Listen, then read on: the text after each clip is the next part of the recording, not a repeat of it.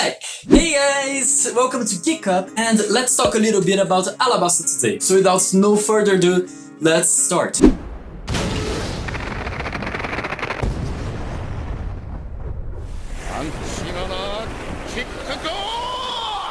Mr. Prince! I have this in the bottom of my list because actually tons of people already know that, but I will say this anyway because yeah, I can. So Mr. Prince was actually a foreshadowing by Oda. Foreshadowing, for those who doesn't know, it's basically something that a lot of authors, including Oda for sure, it's like they do like some kind of Easter egg. They put something that will happen in the faraway future in the beginning of the... That's Mr. Prince for you, because he calls himself a lot like that. Even actually in this little funny thing that he tells the ladies to call him Prince, and Zoro just jokes about it. This kind of running joke happens quite a lot in Alabasta, and it's funny, hence he is an actual prince. This is actually super surprising, like for me. When I figured out that, I was surprised, that's the word. There are some manga things that I will not say here, because this is a spoiler-free video, but I will also open a spoiler, likely, I don't know, a spoiler section in the comments, so if you are curious, just ask me there.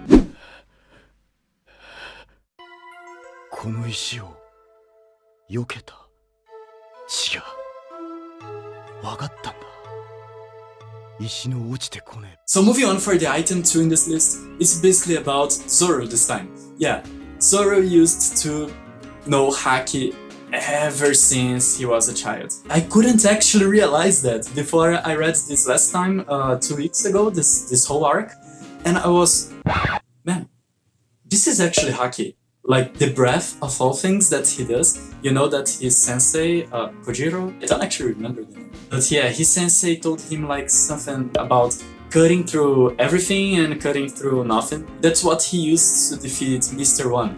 And this is actually so interesting because the way he goes to that state where he can cut everything, he needs to meditate a lot before, like he was almost dying on the floor, like just breathing.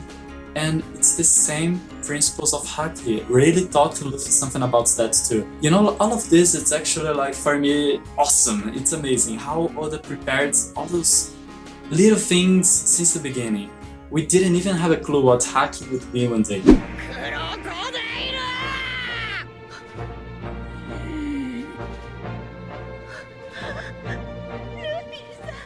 Okay, so now it's time for the first item in this list. Before I say this, just for dramatic purposes and for your curiosity as well, I will just say a few funny, interesting things that probably you didn't realize or didn't know as well.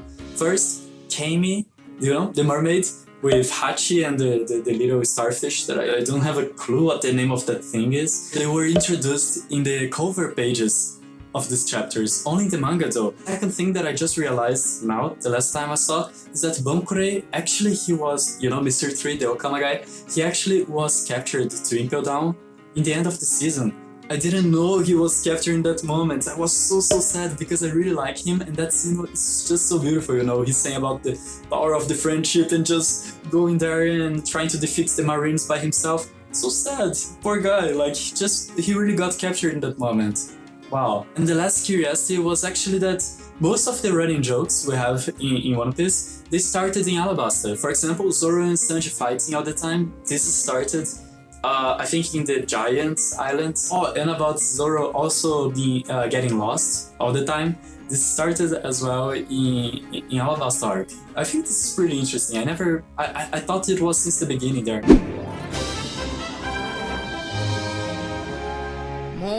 Okay, so moving to the last topic of the night today for you. It was super big when I thought about it, because I searched it in the internet and I didn't find anything about it, like, you know, so I thought I was wrong. But then I searched a little more about it, but actually I think it's true. Crocodile really awakened his devil fruit in the Alabasta Arc. It's the first awakening we ever seen in the whole series. Don't remember pretty much the name of the power he named after that. It's up here. I think like ground seco, something like that. So basically what he describes this power is like as if it was drying or returning everything to sand. Thought maybe I was wrong about it because of that. But no, this is actually the awakening of a devil fruit. Like, this is the definition. Changing the environment using your devil's power. Yeah, for me this is pretty crazy, just thinking about how Luffy fought against an awakening user, just using basically his Mizu no Piso.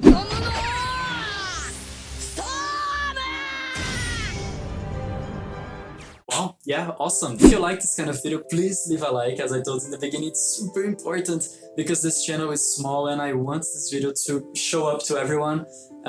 So please, leave a like and subscribe to this channel for more contents about mainly One Piece. I hope to see you in a couple days in the next video. Bye bye guys, and see ya.